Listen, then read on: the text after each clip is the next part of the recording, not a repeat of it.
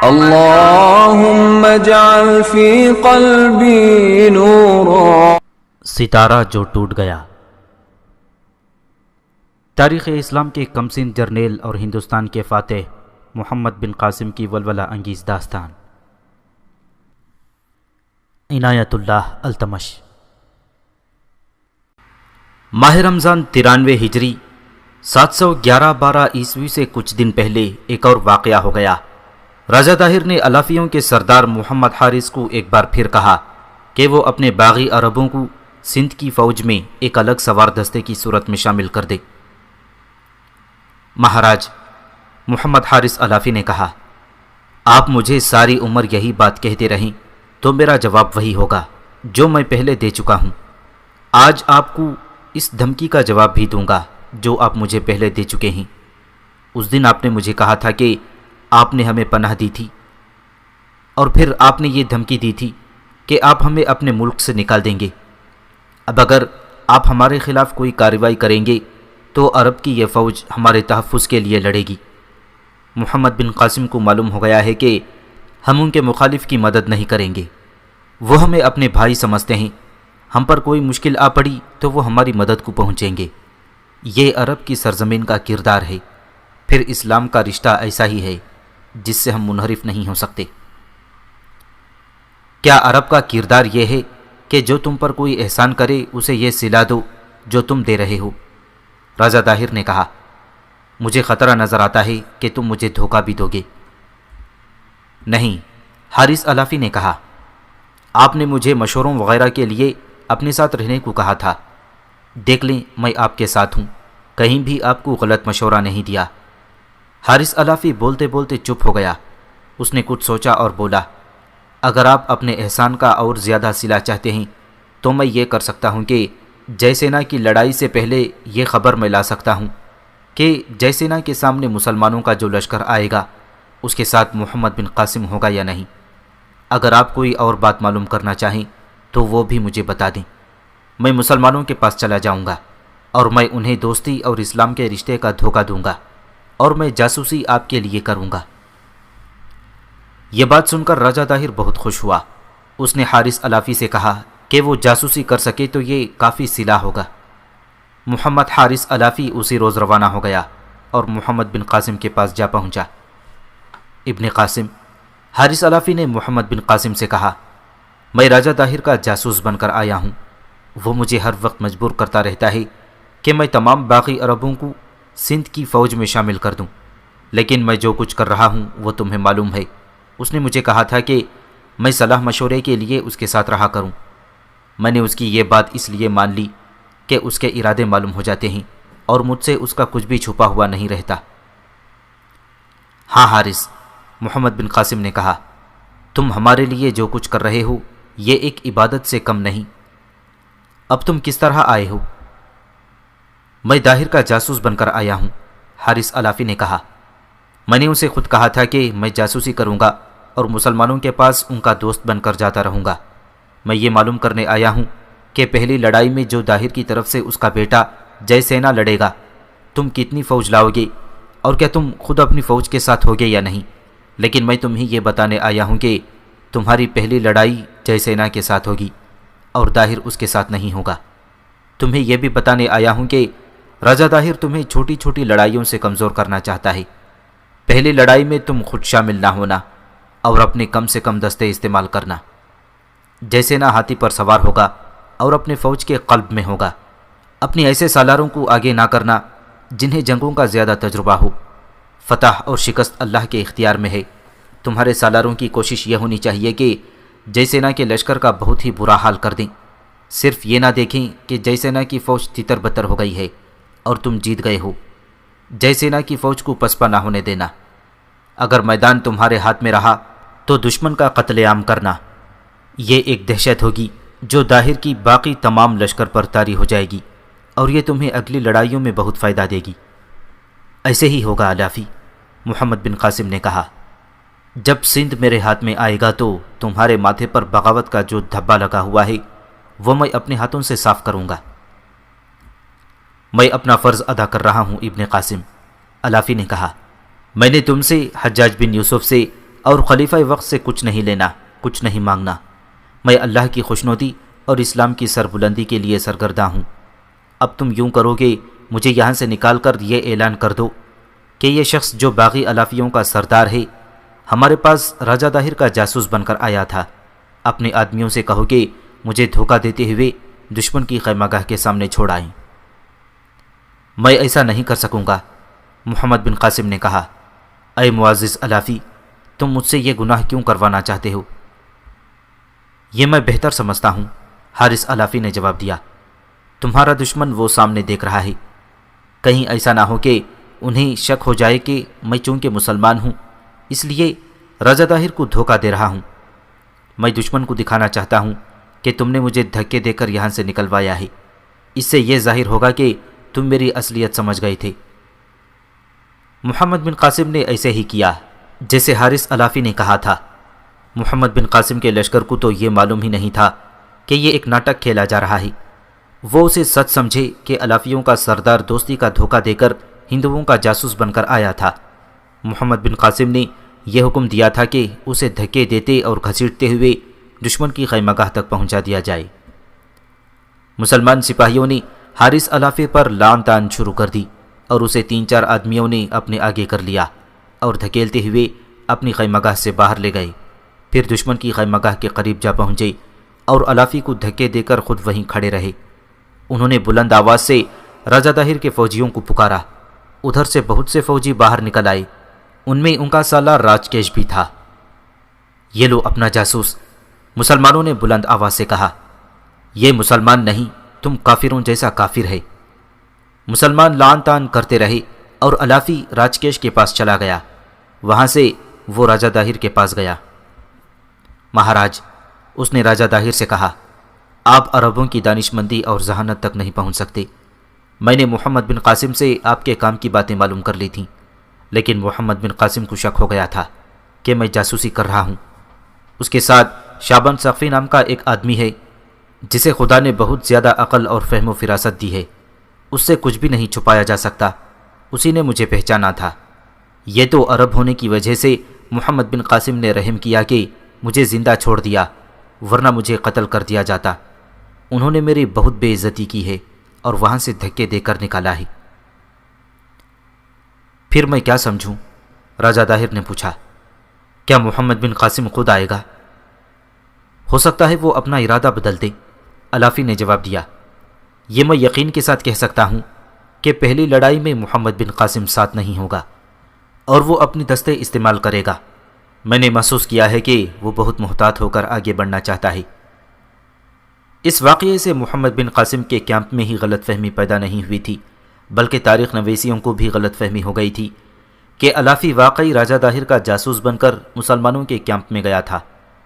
معصومی اور بلازری نے صحیح واقعہ لکھا ہے اور یہ ثابت کیا ہے کہ محمد حارث الافی نے راجہ داہر کو دھوکہ دیا تھا اور داہر کو غلط باتیں بتا کر اس طرح گمراہ کیا تھا کہ داہر نے پہلی لڑائی میں جے سینا کو پوری نفری دی تھی۔ ماہ رمضان سے پہلے ہی ایک روز محمد بن قاسم کو اطلاع دی گئی کہ راجہ داہر کے 2 دستے جھیل کے کنارے خیمہ زن تھے۔ وہ خیمہ گاہ سمیٹ کر پیچھے چلے گئے تھے۔ اپنے دیکھ بھال والے آدمیوں کو آگے بھیجا گیا تو پتہ چلا کہ جھیل سے 1.5-2 میل دور دوسری طرف یہ دستے اور چند اور سوار اور پیادہ دستے جنگی ترتیب میں منظم ہو رہے ہیں۔ اس کا مطلب یہ بھی ہو سکتا تھا کہ وہ منظم ہو کر حملہ کر دیں گے، اور یہ بھی ممکن تھا کہ وہ لڑائی کے لیے للکاریں گے۔ محمد بن قاسم نے خود آگے جا کر دیکھا اور اندازہ کیا کہ دشمن کی نفری کتنی اور کس قسم کی ہے، یعنی کتنے سوار اور کتنے پیادے ہیں۔ شابان نے اپنے فرائض کے مطابق کچھ آدمی بہت دور دور یہ دیکھنے کے لیے بھیج دیے تھے کہ داہر کے کوئی اور دستے آ رہے ہیں یا نہیں۔ محمد بن قاسم کو تو حارث الافی سے پتہ چل ہی چکا تھا کہ پہلی لڑائی راجہ داہر کا بیٹا جے سینا لڑے گا۔ محمد بن قاسم نے انہی دستوں کو جو جھیل کے کنارے خیمہ زن تھے حکم دیا کہ وہ جے سینا کے مقابلے کے لیے آگے چلے جائیں۔ ان کے ساتھ 1-2 مزید سوار دستے بھیجے گئے تھے۔ جے سینا کے ساتھ مسلمانوں کی نسبت زیادہ نفری تھی۔ ہاتھی بھی اس کے ساتھ تھے جو چنگھاڑ رہے تھے اور بے قابو ہوئے جا رہے تھے۔ وہ اس طرح منظور ہو رہے تھے کہ اس سے پتہ چلتا تھا کہ انہیں کچھ کھلا کر یا کسی اور طریقے سے بدمست کیا گیا ہے۔ دونوں فوجیں آمنے سامنے آئیں۔ جے سینا اپنے باپ کی ہدایت کے مطابق آگے بڑھنے کے بجائے یہ کوشش کر رہا تھا کہ مسلمان پہلے حملہ کریں۔ محمد بن قاسم نے اپنے سالاروں کو پہلے سے ہی ہدایت دے رکھی تھی۔ عرب کے مسلمانوں کے جنگی دستور کے مطابق محمد بن قاسم کے دستے 4 حصوں میں تقسیم تھے: دایاں پہلو، بایاں پہلو اور قلب۔ قلب کے پیچھے ایک سوار دستہ ریزرو کے طور پر رکھ لیا گیا تھا، جسے ہر اس جگہ پہنچنا تھا جہاں مدد کی ضرورت تھی۔ محرز بن ثابت قلب کے دستوں کے ساتھ تھا۔ ادھر داہر کا بیٹا جے سینا اپنی فوج کے قلب میں تھا، ہاتھی پر سوار تھا۔ محرز بن ثابت عرب کے دستور کے مطابق گھوڑے پر سوار، تلوار ہاتھ میں لیے دونوں فوجوں کے درمیان چلا گیا۔ تم میں کون اتنا بہادر ہے جو میرے مقابلے میں آئے گا؟ محضر نے للکار کر کہا۔ دشمن کی فوج میں کوئی ہلچل نہ ہوئی، نہ ادھر سے کوئی جواب آیا، نہ کوئی آدمی محضر کے مقابلے کے لیے نکلا۔ کیا داہر کا بیٹا جے سینا یہاں نہیں ہے؟ اس نے پھر للکار کر کہا۔ ہاتھی پر آ جاؤ جے سینا۔ اس طرف کی فوج میں کوئی حرکت نہ ہوئی۔ محرز بن ثابت نے گول چکر میں گھوڑا دوڑایا اور تلوار لہرا لہرا کر جے سینا کو للکارنا شروع کر دیا، لیکن سندھ کی فوج ساکت و جامد کھڑی رہی۔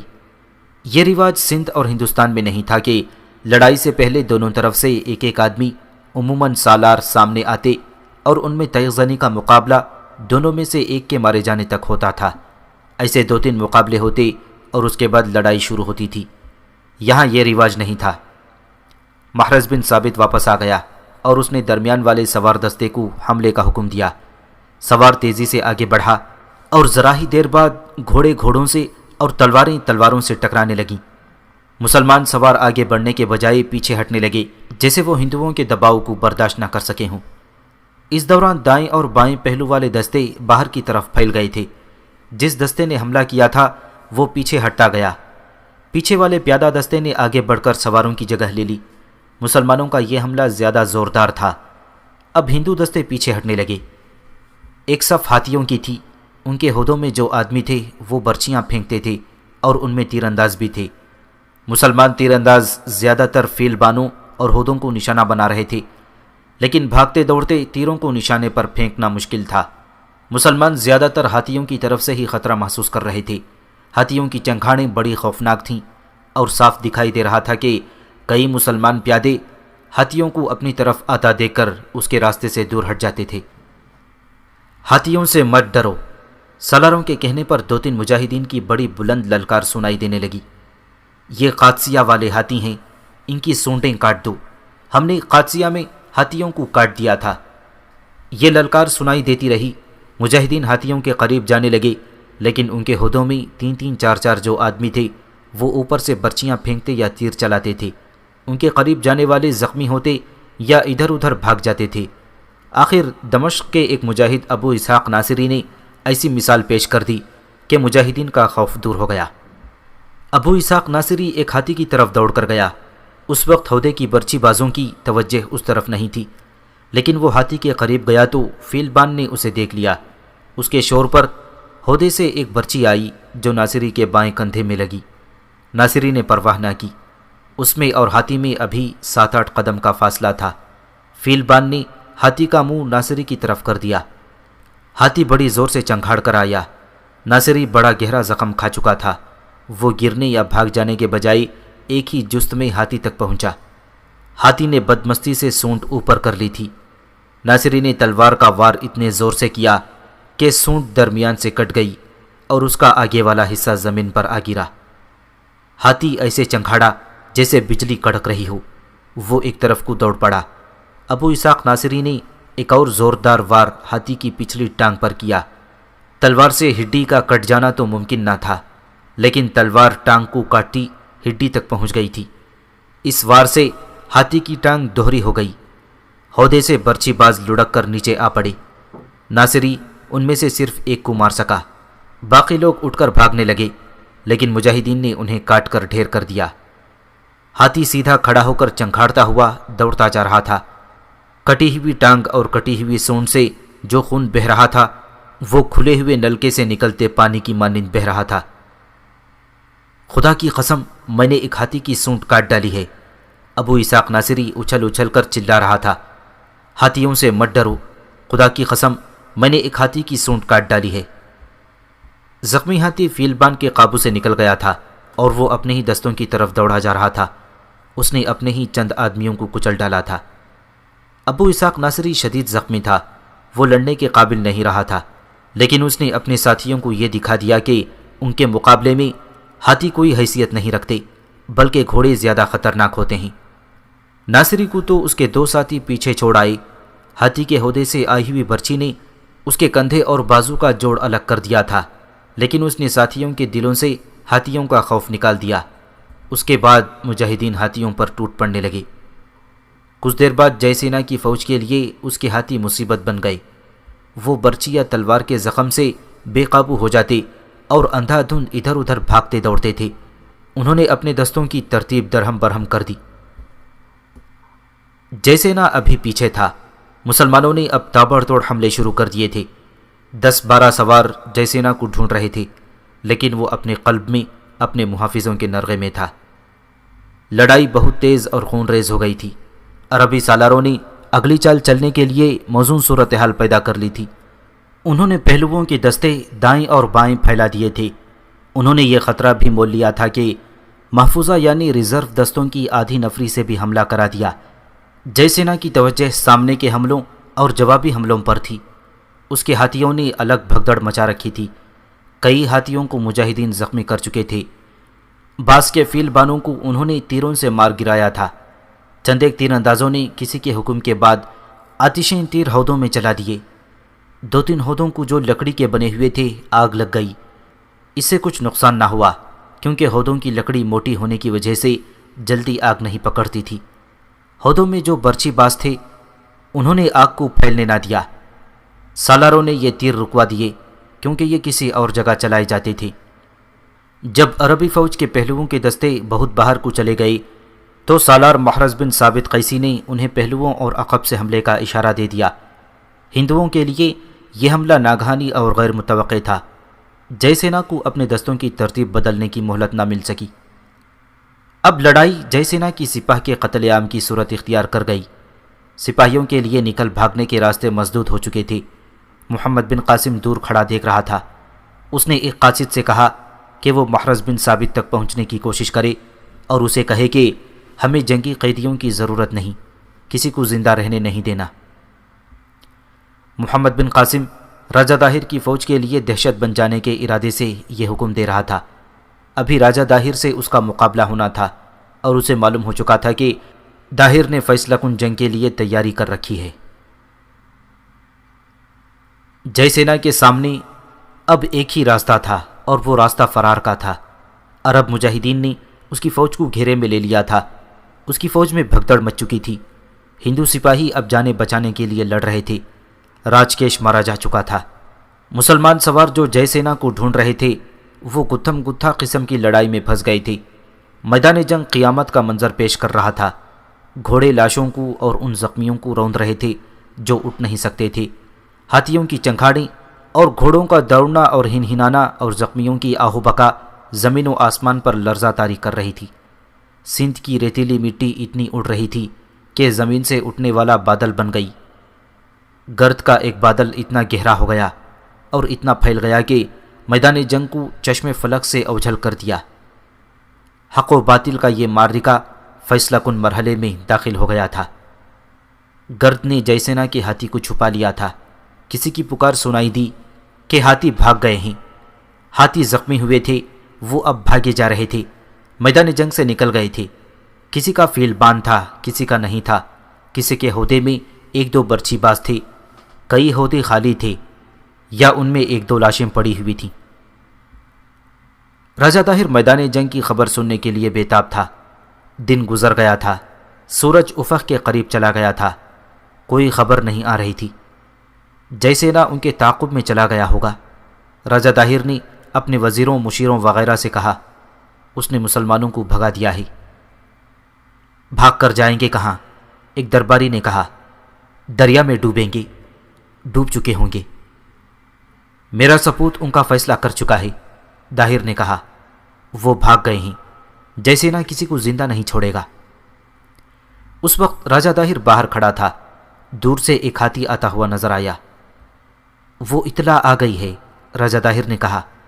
اس نے اطلاع بھیج دی ہے۔ ہاتھی آہستہ آہستہ چلا آ رہا تھا۔ راجہ داہر نے غصے سے کہا کہ فیلبان کو اشارہ کرو، جلدی آئے۔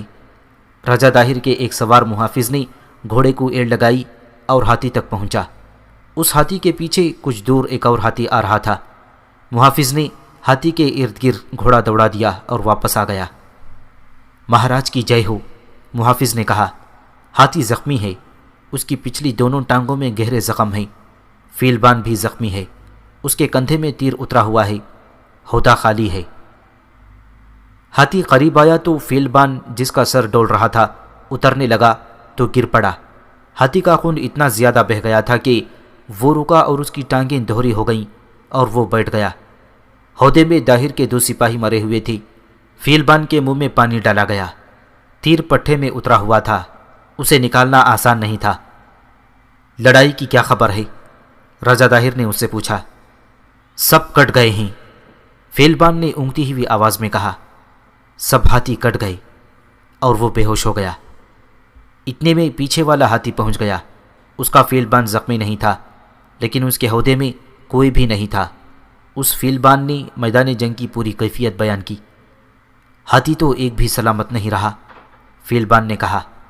میرے ہودے میں 4 آدمی تھے، چاروں کو عربی سواروں نے برچیوں سے گھائل کر کے نیچے پھینک دیا تھا۔ میں نے بڑی مشکل سے اپنے ہاتھی کو وہاں سے نکالا۔ جے سینا کہاں ہے؟ راجہ داہر نے پوچھا۔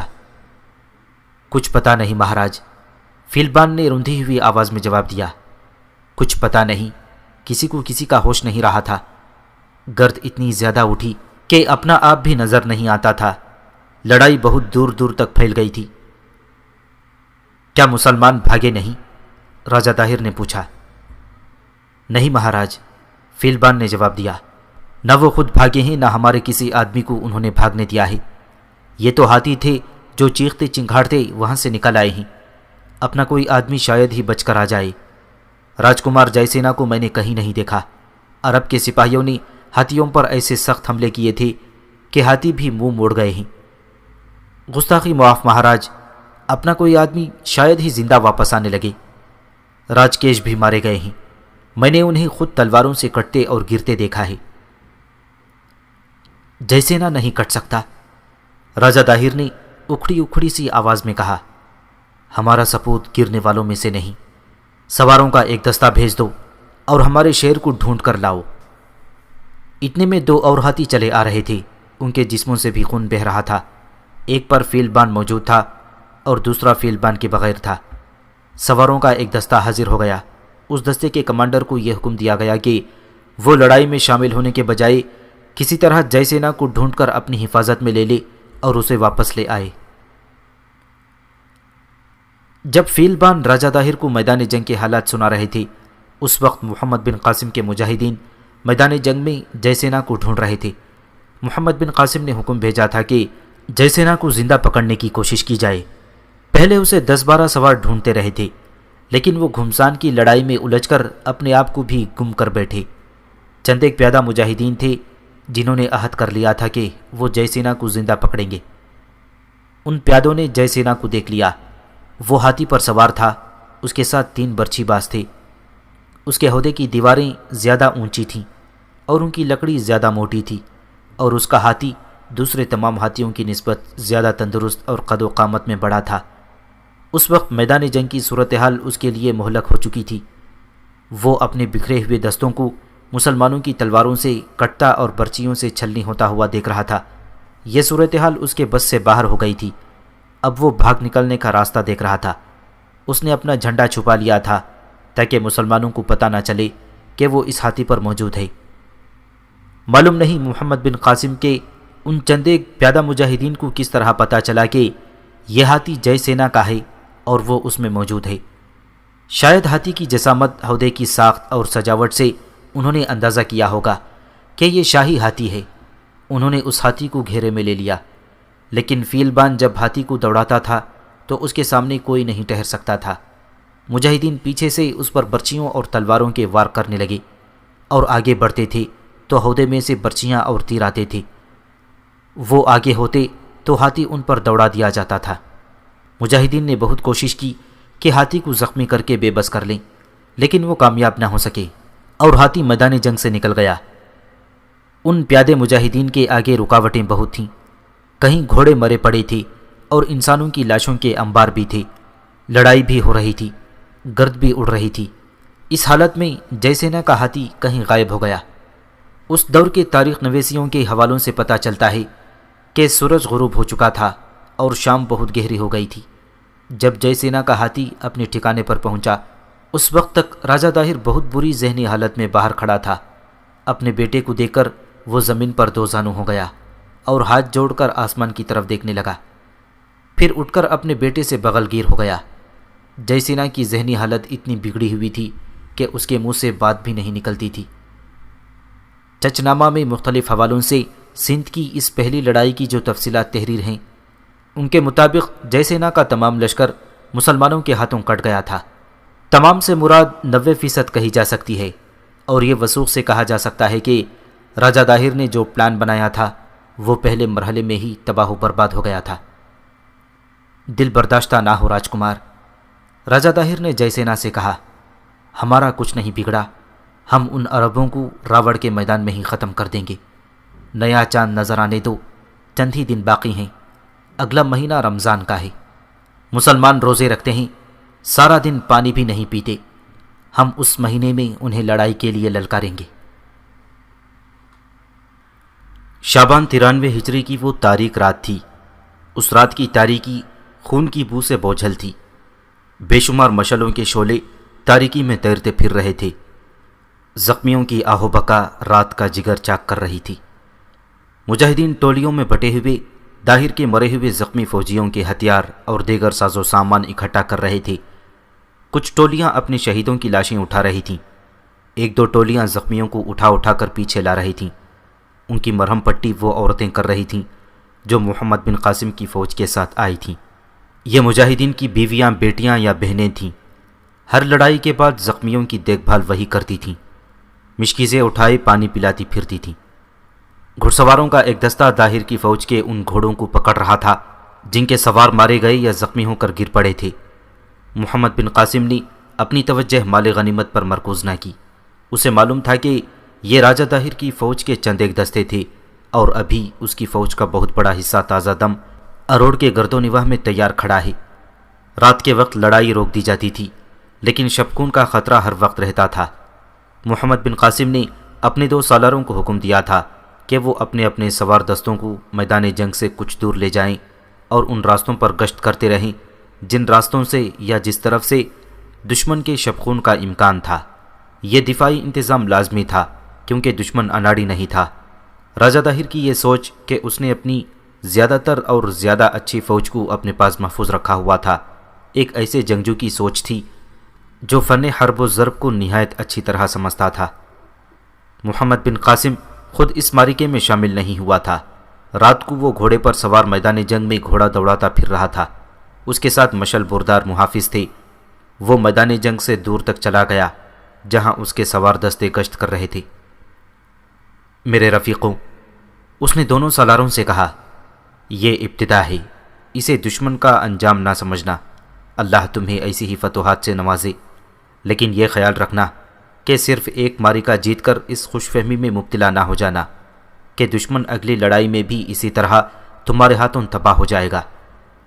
راجہ داہر نے اپنے بیٹے کو یہ چند ایک دستے دے کر اور انہیں ہم سے لڑا کر یہ دیکھا ہے کہ ہم کس طرح لڑتے ہیں اور وہ ہمیں کس طرح شکست دے سکتا ہے۔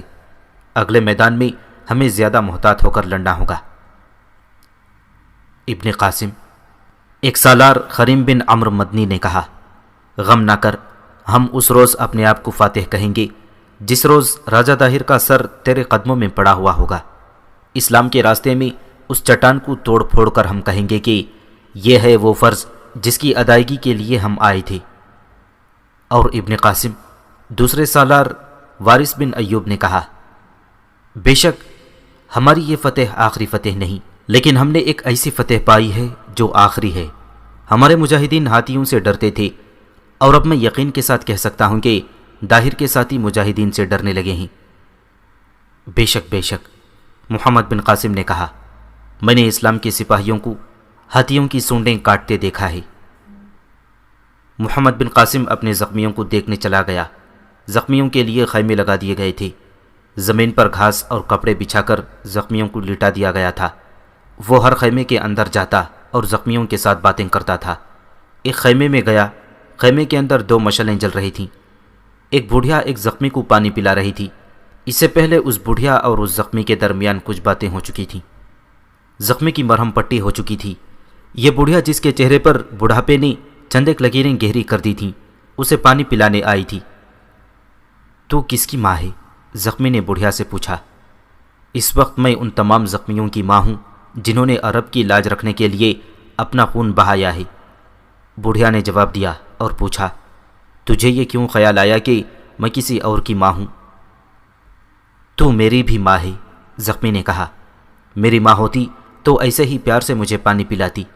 मुझे कोई और ख्याल आ गया था। तो इस उम्र को पहुँच गई है कि अब हमें तुम्हारी खिदमत करनी चाहिए। तेरा कबीला कौन सा है? बुढ़िया ने पूछा। मैं बनु उमैया में से हूँ। और तू? मैं अलाफियों में से हूँ, बुढ़िया ने जवाब दिया। अलाफी? ज़ख्मी ने चौंक कर पूछा। क्या हमारे लश्कर में कोई अलाफी कबीले का आदमी भी है जिसकी तू माँ है? नहीं, बुढ़िया ने जवाब दिया। अलाफी कबीले का कोई आदमी बनु उमैया के लश्कर में नहीं हो सकता। हो भी कैसे सकता है? दुश्मनी दिलों में गहरी उतर गई है।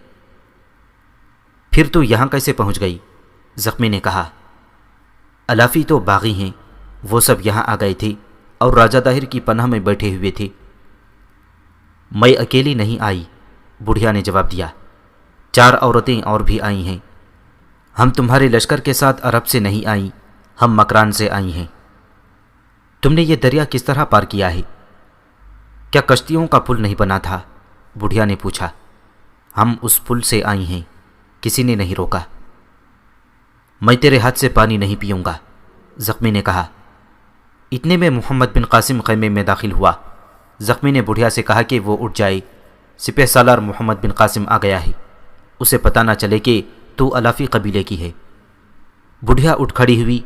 उसने मोहम्मद बिन कासिम का चेहरा अपने दोनों हाथों में लेकर उसका माथा चूमा। कासिम के बेटे, बुढ़िया ने मोहम्मद बिन कासिम से कहा, क्या तू भूल चुका है कि तेरे बाप दादा बनु सकीफ़ में से थे? क्या बनु उमैया का नमक तेरे खून में इतना ज़्यादा शामिल हो गया है कि तूने अपने लश्कर में अलाफियों की ऐसी दुश्मनी पैदा कर रखी है कि ये ज़ख्मी मेरे हाथ से पानी भी कबूल नहीं कर रहा? मोहम्मद बिन कासिम के पूछने पर बुढ़िया ने उसे बताया कि वो अलाफी कबीले की औरत है और यहाँ तक किस तरह पहुँची। तू नहीं जानता इब्ने कासिम, बुढ़िया ने कहा। तू नहीं जानता कि अलाफियों की औरतें किस तरह तेरी फतेह की दुआएं मांग रही हैं। ज़रा सोच कि मैं इस उम्र में यहाँ तक किस तरह पहुँची हूँ। तुझे देखने की बड़ी ख्वाहिश थी। मैं तेरी आंखों में खालिद बिन वलीद, साद बिन अबी वक़ास, अबू उबैदा बिन जर्राह और उनके साथियों को देख रही हूँ। अपने इस ज़ख्मी मुजाहिद से कह कि मेरे हाथ से पानी पी ले, मैंने इसमें जहर नहीं मिलाया। मैं अलाफियों को अपना दुश्मन नहीं दोस्त समझता हूँ, मोहम्मद बिन कासिम ने एहतराम से बुढ़िया से कहा। इस ज़ख्मी को मालूम नहीं कि अलाफी किस तरह हमारा साथ दे रहे हैं। मोहम्मद बिन कासिम ने खुशमगी निगाहों से ज़ख्मी की तरफ देखा। ज़ख्मी उन निगाहों को समझ गया। इतना ज़्यादा ज़ख्मी होने के बावजूद वो उठ बैठा और उसने दोनों हाथ बुढ़िया की तरफ फैला दिए। बुढ़िया ने उसके करीब बैठकर अपने हाथों से उसे पानी पिलाया। कबीले एक दूसरे के दुश्मन हो सकते हैं, बुढ़िया ने कहा, लेकिन ये दुश्मनी इस्लाम का रिश्ता नहीं तोड़ सकती। जिस रोज़ ये रिश्ता टूट गया उस रोज़ इस्लाम भी टूट फूट कर बिखर जाएगा। सुबह तुलू हुई तो दूर दूर तक राजा दाहिर के फौजियों की लाशें बिखरी नजर आने लगीं। उनमें से कोई फौजी उठने की कोशिश करता और फिर गिर पड़ता था। शहीदों को एक जगह इकट्ठा रख दिया गया था और मुजाहिदीन उनकी कब्रें खोद रहे थे। सबका मुश्तरका जनाजा पढ़ा गया और अरब के ये सरफरोश सिंध की रेत में हमेशा के लिए दफन हो गए। मोहम्मद बिन कासिम ने हज्जाज के नाम ख़त लिखवाया, जिसमें उसने इस पहले खुले मारिके की तफसील लिखी और उसे इस पहली फतेह की खुशखबरी सुनाई। इससे पहले मोहम्मद बिन कासिम ने قلعوں کی فتح کے بارے میں لکھا تھا۔ یہ پہلی جنگ تھی جو کھلے میدان میں لڑی گئی تھی۔ قاصد کو خط دے کر محمد بن قاسم نے کہا کہ کہیں رکے بغیر یہ خط حجاج بن یوسف تک لے جائے۔ حسب معمول 7ویں دن حجاج بن یوسف کا خط اسی قاصد کے ذریعے آ گیا۔ حجاج نے محمد بن قاسم اور اس کے لشکر کو مبارکباد لکھی تھی، کچھ ہدایات بھی لکھی تھیں، اور اس نے یہ لکھا کہ محمد بن قاسم وہاں پہنچے جہاں راجہ داہر نے اپنی فوج جمع کر رکھی ہے۔ کبھی نہ بھولنا کہ خدا کی مرضی کے بغیر شان و شوکت اور فتح و کامرانی حاصل نہیں ہو سکتی۔ حجاج نے آخر میں لکھا، اللہ پر یقین رکھو گی اور آہوزاری سے اس کی مدد کے ملتجی رہو گی تو ہر میدان میں فتح پاؤ گی۔ چند دنوں بعد یہ میدان صاف ہو چکا تھا۔ جے سینا کے لشکر کی لاشیں دریا میں پھینکی جا چکی تھیں۔ مرے ہوئے گھوڑے اور 2-4 ہاتھی بھی گھسیٹ کر دریا میں پھینک دیے گئے تھے۔ وہاں زخمی مجاہدین کے خیمے اور شہیدوں کی قبریں رہ گئی تھیں، اور محمد بن قاسم کا لشکر تھا جو پیش قدمی کی تیاریاں مکمل کر چکا تھا۔ ایک شام سورج غروب ہوتے ہی تمام لشکر کی نگاہیں مغرب کی طرف افق کے اوپر کچھ ڈھونڈ رہی تھیں۔ اچانک کسی نے نعرہ لگایا، نظر آ گیا۔ یہ نعرہ خوشی کے ہنگامے کی صورت اختیار کر گیا۔ مجاہدین کے لشکر کو ماہ رمضان کا چاند نظر آ گیا تھا۔ راجہ داہر کو بھی ماہ رمضان کا چاند دیکھ کر خوشی ہوئی۔ وہ اسی چاند کے انتظار میں تھا۔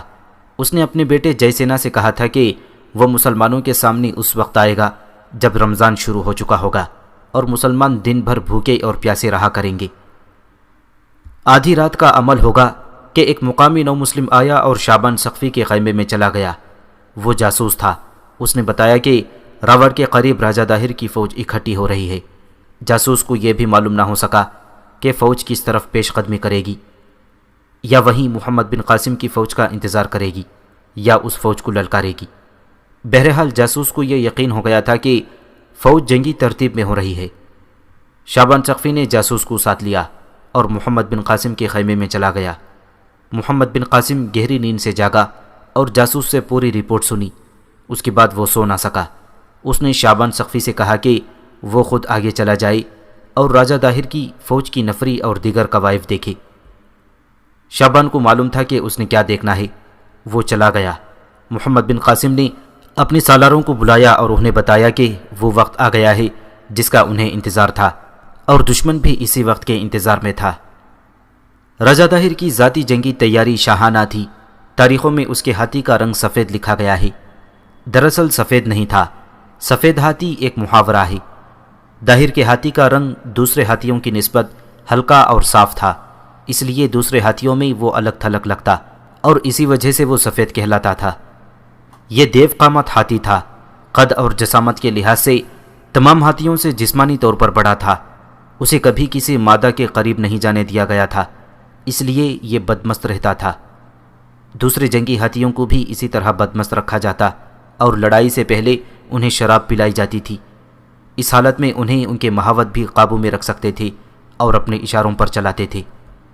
راجہ داہر کے ہاتھی پر جو ہودہ باندھا جاتا وہ اس کی شان و شوکت کے عین مطابق اور کشادہ تھا۔ اس میں پھینکنے والی بہت سی برچیاں اور تیروں کا ذخیرہ رکھا جاتا تھا۔ 1 یا 2 آدمی داہر کے ساتھ ہودے میں برچیاں اور تیر اسے دینے کے لیے رہتے تھے۔ داہر کے تیر دراصل تیر نہیں تھے، ان کے دونوں سرے تیروں کی طرح ہی نوکیلے تھے، لیکن ان کی شکل پہلی کے چاند کی طرح یا آسٹریلیا کے حبشیوں کے مشہور ہتھیار بومرینگ جیسی تھی۔ داہر کے ان مڑے ہوئے تیروں کا اندرونی کنارہ تلوار کی طرح تیزدار ہوتا تھا۔ بومرینگ ہاتھ سے پھینکی جاتی تھی، لیکن راجہ داہر یہ خاص تیر گوپن میں ڈال کر پھینکا کرتا تھا۔ گوپن رسیوں کی بنی ہوئی ہوتی تھی، اس میں یہ تیر رکھ کر گوپن کو سر کے اوپر گھماتا اور اس کا سرا چھوڑ دیتے تھے۔ تیر بومرینگ کی طرح یا چرخی کی طرح گھومتا جاتا اور دشمن کا جو آدمی اس کی زد میں آتا اس کا جسم کٹ جاتا تھا۔ اگر گردن اس کے راستے میں آ جاتی تو گردن صاف کٹ جاتی اور تیر آگے نکل کر ایک اور آدمی کو زخمی کر سکتا تھا۔ گوپن سے تیر نشانے پر بھی پھینکا جا سکتا تھا، لیکن اس کے لیے مہارت کی ضرورت ہوتی تھی۔ راجہ داہر کے عہدے میں 2 انتہائی خوبصورت اور نوجوان لڑکیاں تھیں۔ بعض مورخوں نے لکھا ہے کہ لڑائی کے دوران ایک لڑکی راجہ داہر کو شراب اور دوسری پان بیڑے دیتی جاتی تھی، لیکن 2 تاریخ نویسیوں نے اس کی تردید کی ہے جو صحیح معلوم ہوتی ہے۔ وہ لکھتے ہیں کہ 93 ہجری تک پان اس طرح کھانے کا رواج شروع نہیں ہوا تھا۔ شراب تو مہاراجے پیتے ہی تھے، لیکن ایسے نہیں کہ لڑائی کے دوران پیتے ہی چلے جاتے۔ اس سے ہوش و حواس گم ہو جانے کا خطرہ ہوتا تھا۔ راجہ داہر ہوش مند جنگجو تھا اور وہ میدان جنگ میں ہوش میں رہتا تھا۔ یہ درست ہے کہ عہدے میں اس کے ساتھ 2 خوبصورت کنیزیں رہتی تھیں اور شراب بھی ساتھ میں تھی جو داہر ضرورت کے مطابق پیتا تھا۔ راجہ داہر جب ہاتھی پر سوار ہونے لگا تو مائی رانی نے اس کے ماتھے پر اپنی انگلی سے تلک لگایا اور اس کے دونوں گالوں کو چوما۔ مائی رانی اس کی بہن بھی تھی اور بیوی بھی۔ بڑے پنڈت نے داہر کے گلے میں جنجو ڈالا۔ یہ لال اور سفید دھاگے ہوتے تھے جو ہندو اپنے گلے میں قمیص کے اندر ڈال کر رکھتے تھے۔ پنڈتوں کی ایک قطار الگ کھڑی ہوئی تھی جو بھجن گنگنا رہے تھے۔ راجہ داہر کا ہاتھی پر سوار ہونا ایک تقریب تھی۔ اس نے ہودے میں پاؤں رکھا تو 2 کنیزوں نے جو پہلے سے ہودے میں موجود تھیں اپنے کندھے داہر کی بغلوں میں رکھ دیے، جس طرح بیساکھیوں سے کسی لولے لنگڑے کو سہارا دیا جاتا ہے۔ داہر ان حسین بیساکھیوں پر اپنے جسم کا وزن ڈال کر ہودے میں داخل ہوا۔ اس کے اشارے پر مہاوت نے ہاتھی چلا دیا۔ بدمست ہاتھی سونڈ اوپر کر کے بڑی زور سے چنگھاڑا۔ اس کے ساتھ ہی ایک نعرہ بلند ہوا، داہر مہاراج کی جے ہو۔ یہ نعرہ 3 مرتبہ لگا۔ ہاتھی 1-2 مرتبہ پھر چنگھاڑا، 1-2 قدم آگے جاتا اور پھر پیچھے ہٹ آتا، جیسے مہاوت کا حکم ماننے سے انکار کر رہا ہو۔ اس طرح ہاتھی چنگھاڑتا اور تیز تیز قدم اٹھاتا وہاں جا رکا جہاں داہر کی فوج کھڑی تھی۔ فوج کے آگے 100 جنگی ہاتھی کھڑے تھے جن کے ہودے میں 3-3 4-4 نیزہ باز اور 3 انداز چاق و چوبند استادہ تھے۔ ان کے پیچھے 10,000 گھوڑ سوار تھے جن کے سروں پر آہنی خود تھے اور وہ نیم زرہ پوش تھے۔ 15,000 نفری کی پیادہ فوج دائیں اور 15,000 بائیں طرف کھڑی تھی۔ فوج کو داہر کے حکم سے اس ترتیب میں کھڑا کیا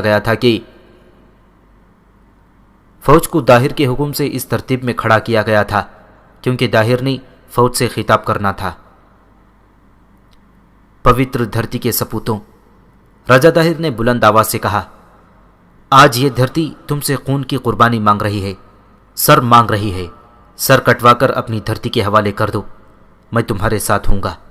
میں تم سب کے ساتھ اپنا سر کٹواؤں گا، لیکن دشمن کے 100 آدمیوں کے سر کاٹ کر اپنی جان دینی ہے۔ مجھے دیوی دیوتاؤں کا اشارہ ملا ہے کہ میرا سر میرے جسم کے ساتھ رہے گا اور عرب تک لے جائے گا۔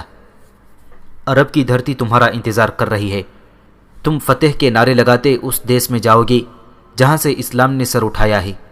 اسلام کا سر کچل دینا ہے۔ وہاں اذانیں ہمیشہ کے لیے خاموش ہو جائیں گی، وہاں شنکھ بجیں گے، مندروں کے گھنٹے بجیں گے۔ دھرتی ماتا کی جے ہو، داہر مہاراج کی جے ہو۔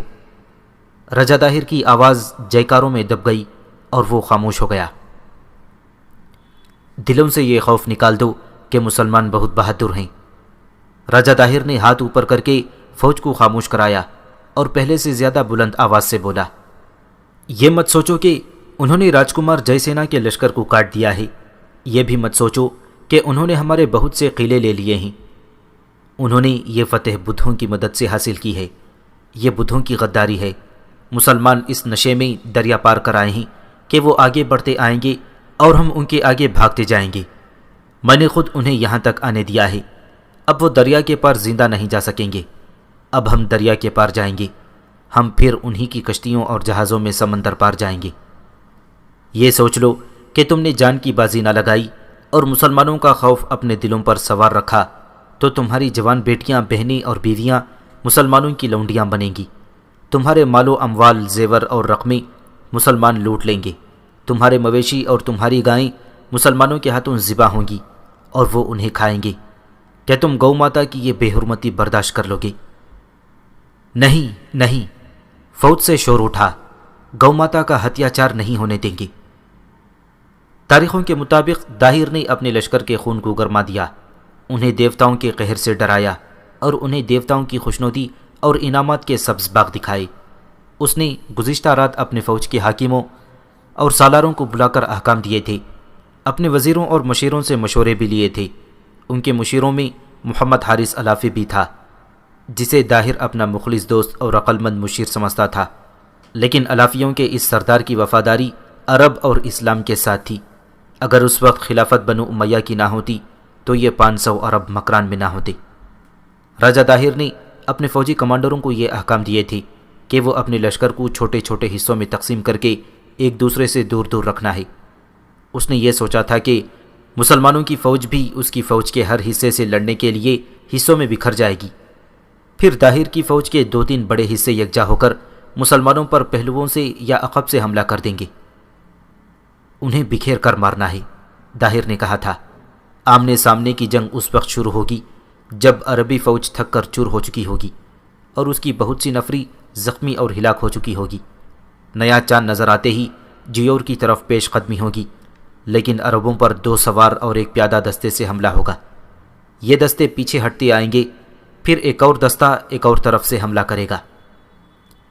داہر نے اپنے سالاروں کو یہ منصوبہ اور طرز جنگ رات کو ہی ذہن نشین کرا دیا۔ صبح جب وہ اپنے لشکر کا حوصلہ جوشیلے اور جذباتی انداز میں بڑھا رہا تھا، اس کے فوراً بعد اس نے دستوں کو منصوبے کے مطابق تقسیم کرنا اور 2 سوار اور ایک پیادہ دستے کو جیور کی طرف جانے کا حکم دینا تھا، جہاں اس کے بیٹے جے سینا کی لڑائی محمد بن قاسم کے چند ایک دستوں کے ساتھ ہوئی تھی۔ داہر کو مخبروں نے اطلاع دی تھی کہ مسلمانوں کی فوج ابھی وہیں ہے اور اس کی پیش قدمی کے کوئی آثار نظر نہیں آتے۔ راجہ داہر نے مورخوں کے مطابق ان الفاظ پر اپنا خطاب ختم کیا: اسلام میری زندگی میں سندھ میں داخل نہیں ہوگا۔ اگر ہم نے اس مذہب کو یہیں نہیں روکا تو یہ سارے ہند میں پھیل جائے گا اور اس پاپ کا قہر ہمارے بچوں پر گرے گا۔ ہم مر جائیں گے تو ہمیں کتوں اور چوہوں کے روپ میں دوسرا جنم ملے گا۔ اس کے بعد اس نے دستوں کو منصوبے کے مطابق تقسیم ہونے کا حکم دیا۔ دستے تقسیم ہو چکے تو انہیں اپنے اپنے علاقے میں جانے کو کہا گیا۔ دستے جا رہے تھے کہ ایک شتر سوار اونٹ کو دوڑاتا لایا اور راجہ داہر کے ہاتھی کے قریب جا رکا۔ عربی فوج وہاں سے آگے آ گئی ہے، شتر سوار نے کہا، اور یہاں سے کچھ دور رک گئی ہے۔ بتایا جا چکا ہے کہ محمد بن قاسم کو ایک جاسوس نے اطلاع دی تھی کہ داہر کی فوج تیاری کی حالت میں راوڑ کے قریب جمع ہو رہی ہے۔ محمد بن قاسم نے اسلام کے فن حرب و ضرب کے اصولوں کے مطابق دشمن کو تیاری کی حالت میں دبوچنے کے لیے رات ہی رات اپنی فوج کو تیار کیا اور سحری ختم ہونے سے پہلے پیش قدمی کا حکم دے دیا۔ پیش قدمی بہت تیز تھی، اتنی تیز کہ دن کے پچھلے پہر تک محمد بن قاسم کا لشکر راوڑ سے تقریباً 4 میل دور تک پہنچ گیا۔ اس سے داہر کو یہ نقصان اٹھانا پڑا کہ اس کا منصوبہ تقریباً بیکار ہو گیا۔ پھر بھی داہر نے اپنے دستوں کو جہاں تک ممکن ہو سکا تقسیم کر کے اپنے اپنے علاقے میں بھیج دیا۔ داہر کو معلوم نہیں تھا کہ اب اس کی کوئی بھی نقل و حرکت خفیہ نہیں رہی ہے۔ اس نے دستوں کو جس طرح ادھر ادھر بھیج دیا تھا وہ محمد بن قاسم کو اس کے جاسوسوں اور مخبروں کے ذریعے معلوم ہو رہا تھا۔ راجہ داہر کو رخصت کرنے کے لیے جو لوگ آئے تھے وہ وہاں سے واپس چل پڑے۔ ان میں پنڈت بھی تھے، کچھ درباری تھے، مشیر بھی تھے۔ راجہ داہر کی بیویاں اور داشتائیں بھی تھیں، اور ان میں مائی رانی بھی تھی اور حارث علافی بھی تھا۔ مائی رانی نے اپنی پالکی میں بیٹھ کر واپس جانے کے بجائے کسی سے کہہ کر گھوڑا منگوایا اور اس پر سوار ہو گئی۔ حارث علافی اپنے گھوڑے پر سوار سب سے الگ جا رہا تھا۔ مائی رانی اپنا گھوڑا اس کے قریب لے گئی۔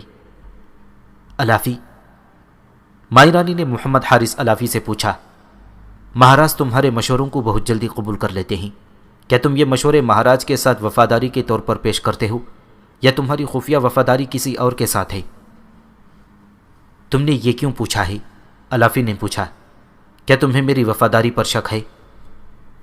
ہاں، مائی رانی نے جواب دیا، کبھی کبھی شک سا ہونے لگتا ہے۔ تم آخر عرب ہو اور یہ تم خود کہہ چکے ہو کہ مسلمان ہو کر تم کسی مسلمان کے خلاف ہتھیار نہیں اٹھاؤ گے۔ اس سے مجھے شک ہوتا ہے کہ تم در پردہ عرب کی فوج کے ساتھ ہو اور مہاراج کو ایسے مشورے دے رہے ہو جن کا فائدہ عربوں کو پہنچتا ہے۔ کوئی ایک ایسا مشورہ بتا سکتی ہو؟ تم نے مہاراج کو مشورہ دیا تھا کہ محمد بن قاسم کو دریا کے اس طرف آنے دو، مائی رانی نے کہا۔ مہاراج اس لیے مان گئے کہ وہ تمہارے ملک کی فوج کو شکست دیں گے تو دریا انہیں بھاگنے کی مہلت نہیں دے گا۔ تم اگر یہ مشورہ دیتے تو بہتر ہوتا کہ عربوں کو دریا پار کرنے کا موقع دو، اور وہ جب دریا پار کر رہے ہوں گے تو ان پر تیروں اور برچیوں کا مہ برسا دو۔ رانی، علافی نے کہا، مہاراج بچے نہیں، اناڑی اور نادان نہیں، وہ محمد بن قاسم سے زیادہ تجربے کار سالار ہیں، وہ اچھے اور برے کو پہچانتے ہیں۔ تم وہ بات کرو جو تمہارے دل میں ہے۔ تم یہ کہنا چاہتی ہو کہ میری ہمدردیاں محمد بن قاسم کے ساتھ ہیں اور میں تم لوگوں کو دھوکہ دے رہا ہوں؟ ہاں، مائرانی نے کہا، میں یہی کہنا چاہتی ہوں، اور میں تمہیں یاد دلانا چاہتی ہوں کہ مہاراج نے تمہارے قبیلے کو مکران میں پناہ دے رکھی ہے۔ اس دیس میں کسی مسلمان کو پناہ نہیں مل سکتی۔ تمہارے ساتھ 2 آدمی تھے، ایک موجود ہے، دوسرا کہاں ہے؟ مائرانی، الافی نے کہا، مہاراج کو جو دھوکے تم نے دیے ہیں وہ مجھے معلوم ہیں۔ تم مہاراج کی بہن ہو اور ان کی بیوی بھی ہو، لیکن تم نے اپنے جذبات کی تسکین کا ذریعہ عرب کے ایک جوان آدمی کو بنایا۔ کہو تو تمہیں اس کا نام بتا دوں؟ اور تم نے میرے جس آدمی کے متعلق پوچھا ہے کہ یہاں موجود نہیں، وہ کبھی کبھی رات کو بھی میرے پاس موجود نہیں ہوتا۔ میں جانتا ہوں وہ کہاں سوتا ہے۔ وہ اب کہاں ہے؟ مائی رانی نے کھسیانے سے لہجے میں پوچھا۔ رانی، الافی نے گھوڑا روک کر مائی رانی کی آنکھوں میں آنکھیں ڈال کر کہا، مجھے شک کی نگاہوں سے دیکھنا چھوڑ دو، تمہارا ایک راز میرے سینے میں چھپا ہوا ہے۔ مائی رانی چپ ہو گئی۔ اور میں تمہیں یہ بتا دیتا ہوں رانی، محمد حارث الافی نے کہا، مہاراج محمد بن قاسم کو شکست نہیں دے سکیں گے۔ یہ تمہاری خواہش ہے؟ مائی رانی نے کہا۔ نہیں، الافی نے کہا، یہ میری پیشن گوئی ہے، حالات بتا رہے ہیں۔ الافی کا وہ آدمی جس کے متعلق مائی رانی پوچھ رہی تھی، وہ اس وقت وہاں سے تھوڑی ہی دور ایک آدمی کے پاس کھڑا تھا۔ وہ آدمی محمد بن قاسم کا ایک جاسوس تھا۔ الافی کا آدمی اسے بتا رہا تھا کہ راجہ داہر نے جنگ کا کیا منصوبہ بنایا ہے۔ اگر الافیوں کی طرف سے محمد بن قاسم کو جاسوسی کی مدد نہ ملتی تو بھی وہ داہر کے جال میں آنے والا نہیں تھا۔ اس نے اپنی فوج 4 میل دور اس لیے روک لی تھی کہ وہ محتاط تھا۔ اس نے دشمن کی نقل و حرکت اور اس علاقے کے خد و خال کو دیکھنا تھا جو اس کے جاسوس اسے دکھا رہے تھے۔ اس کے ساتھ جو فوج تھی اس میں 12,000 سوار تھے۔ جے سینا کو شکست دے کر اس کی فوج کے بہت سے گھوڑے مسلمانوں نے پکڑ لیے تھے۔ اس سے یہ فائدہ ہوا تھا کہ پیادے بھی سوار بن گئے۔ عربوں کے ساتھ جو پیادہ فوج تھی وہ مقامی آدمیوں سے تشکیل دی گئی تھی۔ یہ سب مسلمانوں کے حسن سلوک اور فیاضی سے متاثر ہو کر ان کی فوج میں شامل ہوئے تھے۔ ان کی تعداد 4,000 کے لگ بھگ تھی۔ اس کے مقابلے میں راجہ داہر کی پیادہ فوج کی تعداد 30,000 تھی۔ محمد بن قاسم کی فوج میں تیر اندازوں کی تعداد 1,000 تھی، جس میں نفط انداز بھی تھے۔ یہ آگ لگانے والے تیر پھینکتے تھے۔ محمد بن قاسم نے اپنی فوج کی تقسیم اس طرح کی کہ خود قلب میں رہا اور اپنے ساتھ سالار محرز بن ثابت کو رکھا۔ دائیں بازو پر سالار جہم بن زہر جعفی اور بائیں بازو پر سالار زکوان بن علوان بکری کو رکھا۔ محفوظہ جو قلب سے پیچھے تھا سالار نباتہ بن حنزلہ کلابی کے سپرد کیا، اور آگے یعنی مقدمت الجیش کی کمان سالار عطا بن مالک قیسی کو دی۔ عرب کے مجاہدوں، محمد بن قاسم نے اعلان کیا، اگر میں مارا جاؤں تو میری جگہ سپہ سالار محرز بن ثابت ہوگا، اور اس کے مارے جانے کی صورت میں سعید سپہ سالاری کے فرائض سنبھالے گا۔ محمد بن قاسم نے دیکھا کہ داہر کی فوج مختلف حصوں میں تقسیم ہو کر ادھر ادھر ہو گئی ہے، تو اس نے اس کے مطابق اپنی فوج کو نہ بکھیرا، مرکزی کمان اپنے پاس رکھی اور یہ معلوم کر لیا کہ راجہ داہر کی فوج کا زیادہ نفری والا حصہ کہاں ہے۔ داہر کا پلان یہ تھا کہ اس حصے نے مسلمانوں کی فوج پر حملہ کرنا تھا۔ داہر کو تو توقع یہ تھی کہ مسلمان تیاری کی حالت میں نہیں ہوں گے، مگر مسلمانوں کی بروقت بلکہ قبل از وقت پیش قدمی نے صورتحال بالکل ہی بدل ڈالی تھی۔ محمد بن قاسم نے سالار عطا بن مالک قیسی کو حکم دیا کہ وہ دشمن کی فوج کے بڑے حصے پر حملہ کر دے۔ اس سالار کا حملہ بڑا تیز اور زوردار تھا۔ ہندو تو اس خوش فہمی میں مبتلا تھے کہ میدان جنگ میں ان کی حکمرانی ہوگی اور وہ مسلمانوں کو اپنی مرضی کے مطابق گھماتے لڑاتے اور بھگاتے پھریں گے، مگر یہ حکمرانی مسلمانوں کے ہاتھ آ گئی۔ عطا بن مالک کے حملے کا مقابلہ ہندوؤں نے جم کر کرنے کی کوشش کی۔ انہیں امید تھی کہ ان کا مہاراجہ انہیں مدد دے گا، لیکن محمد بن قاسم نے اپنی فوج کو ایسی ترتیب میں پھیلا رکھا تھا کہ داہر کی فوج کے اس حصے کو کسی طرف سے بھی مدد نہیں پہنچ سکتی تھی۔ داہر کے ان دستوں کے لیے صرف ایک راستہ کھلا تھا جو پسپائی کا راستہ تھا۔ وہ پسپا ہونے لگے۔ محمد بن قاسم دیکھ رہا تھا۔ اس نے اپنے سالار کو قاصد کی زبانی حکم بھیجا کہ دشمن کے تعاقب میں نہیں جانا۔ دشمن کے ان دستوں کے ساتھ ہاتھی بھی تھے، لیکن مجاہدین کے دلوں سے ہاتھیوں کا خوف نکل گیا تھا۔ اب محمد بن قاسم کے حکم سے ان ہاتھیوں کے مقابلے کے لیے آتشین تیر چلانے والے تیر انداز استعمال کیے گئے۔ انہوں نے آگ والے تیر ہاتھیوں کی آنکھوں کا نشانہ لے کر چلائے۔ چونکہ ہاتھی متحرک تھے اس لیے ان کی آنکھوں میں تیر مارنا بہت مشکل تھا۔ آگ والے تیر جب ہاتھی کو کہیں بھی لگتا تھا تو چنگھاڑنے اور بے قابو ہو کر بھاگنے لگتا تھا۔ داہر نے بدلی ہوئی صورتحال کو دیکھتے ہوئے بھی اپنے بکھرے ہوئے دستوں کو یکجا نہ کیا اور خود میدان جنگ میں نہ آیا۔ محمد بن قاسم بھی پیچھے رہا اور اپنے دستوں کو آگے پیچھے کرتا رہا۔ اس طرح یہ جنگ چھوٹے چھوٹے مارکوں اور جھڑپوں تک محدود رہی۔ جو ہی سورج غروب ہوتا تھا دونوں طرف کے لڑنے والے دستے پیچھے ہٹاتے تھے۔ رات کو سوائے گشت کے کوئی کارروائی نہیں ہوتی تھی۔ راجہ داہر اس کوشش میں تھا کہ جس طرح اس نے اپنے دستے بکھیر رکھے ہیں اسی طرح محمد بن قاسم بھی اپنی فوج کو بکھیر دے، لیکن تاریخ اسلام کا یہ کم سن سالار داہر کی چال کو بھانپ گیا تھا۔ ایک تو اس کی اپنی جنگی فہم و فراست تھی اور دوسرے یہ کہ اسے محمد علافی نے اطلاع بھیج دی تھی کہ داہر کا پلان کیا ہے۔ نہیں، میں اور انتظار نہیں کر سکتا۔ راجہ داہر نے 7-8 روز کی جھڑپوں کے بعد اپنے فوجی حاکموں سے کہا، دشمن محتاط ہو گیا ہے، ہمارا وقت بھی ضائع ہو رہا ہے اور ہمارے سپاہی بھی ضائع ہو رہے ہیں۔ میں اب مسلمانوں کو للکاروں گا۔ اب للکارنے کا وقت آ گیا ہے مہاراج، ایک فوجی حاکم نے راجہ داہر سے کہا۔ مسلمان تھک چکے ہیں۔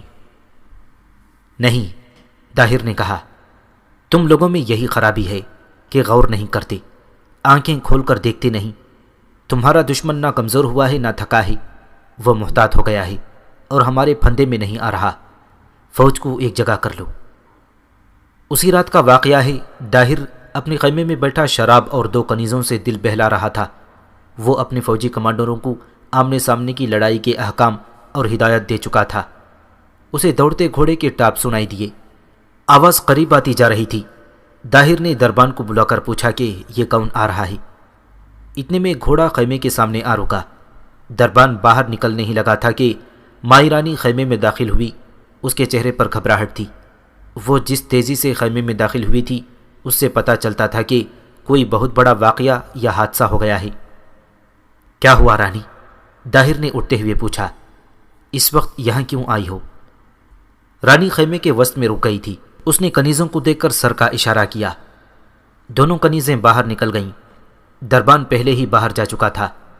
رانی نے داہر کے قریب جا کر اس کے دونوں ہاتھ اپنے ہاتھوں میں پکڑ لیے۔ مہاراج، اس نے گھبراہٹ سے کانپتی ہوئی آواز میں داہر سے کہا، لڑائی میں نہ جانا، پیچھے رہ کر حکم دیتے رہنا۔ کیا کہہ رہی ہو رانی؟ داہر نے غصیلی آواز میں پوچھا۔ اگر میں آپ کی صرف بیوی ہوتی تو ایسی بات کبھی نہ کہتی۔ مائی رانی نے رندھیائی ہوئی آواز میں کہا، میں آپ کی بہن ہوں، بہن اپنے بھائی کو؟ نہیں نہیں، ایسا نہیں ہوگا۔ اوہ رانی، داہر نے رانی کو گلے لگا کر کہا، تم کوئی ڈراؤنا خواب دیکھ کر آئی ہو۔ اس نے شراب کا پیالہ اٹھا کر رانی کی طرف بڑھایا۔ یہ پی لو، دل مضبوط ہو جائے گا۔ مائی رانی نے پیالے پر ہاتھ مارا۔ پیالہ داہر کے ہاتھ سے چھوٹ کر فرش پر جا پڑا۔ مجھے شراب نہیں بہلا سکتی، مائی رانی نے کہا۔ آپ لڑائی میں شامل نہ ہوں، میں نے بہت برا خواب دیکھا ہے۔ آپ پانی میں ڈوب جاتے ہیں، میں آپ کو زندہ نکالنے کے لیے آگے بڑھتی ہوں تو ہمارے اپنے آدمی آپ کی گردن کاٹ کر سر تن سے جدا کر دیتے ہیں۔ مائی رانی چپ ہو گئی اور یوں خلا میں ٹکٹکی باندھ کر دیکھنے لگی جیسے اسے کوئی ڈراؤنی چیز نظر آ رہی ہو۔ اس نے داہر کو دیکھا تو اس کے قریب جا کر فرش پر گھٹنے ٹیک دیے اور دونوں بازو داہر کی ٹانگوں کے گرد لپیٹ کر بھرائی ہوئی آواز میں بولی، نہ جائیں مہاراج، اس لڑائی میں نہ جائیں۔ میں میدان جنگ میں نہ گیا تو ہماری فوج کا حوصلہ ٹوٹ جائے گا، داہر نے کہا۔ مسلمانوں کو پتہ چلا کہ سندھ کا مہاراجا اپنی فوج کے ساتھ نہیں ہے تو وہ مجھے بزدل کہیں گے۔ کیا تم دیکھ نہیں رہی ہو کہ وہ کس طرح بڑھے چلے آ رہے ہیں؟ مجھے پنڈتوں نے کہا ہے کہ مسلمانوں کو یہیں تباہ و برباد کرنا میرا فرض ہے اور دیوتاؤں نے یہ فرض مجھے سونپا ہے، اور انہی پنڈتوں نے میرا خواب سن کر مجھے کہا ہے کہ مہاراج کو کسی طرح آگے جانے سے روک لو۔ مائی رانی نے کہا، وہ کہتے ہیں خواب میں کسی کو پانی میں ڈوبتے دیکھنا اچھا نہیں ہوتا۔ راجہ داہر نے مائی رانی کو ساتھ لیا اور خیمے سے نکل گیا۔ وہ اسے بہلا رہا تھا لیکن مائی رانی کی جذباتی حالت بگڑتی جا رہی تھی۔ راجہ داہر نے اسے اٹھا کر گھوڑے پر بٹھا دیا اور اپنے 2 محافظوں کو حکم دیا کہ وہ مائی رانی کے ساتھ جائیں اور اسے راوڑ کے قلعے میں داخل کر کے آئیں۔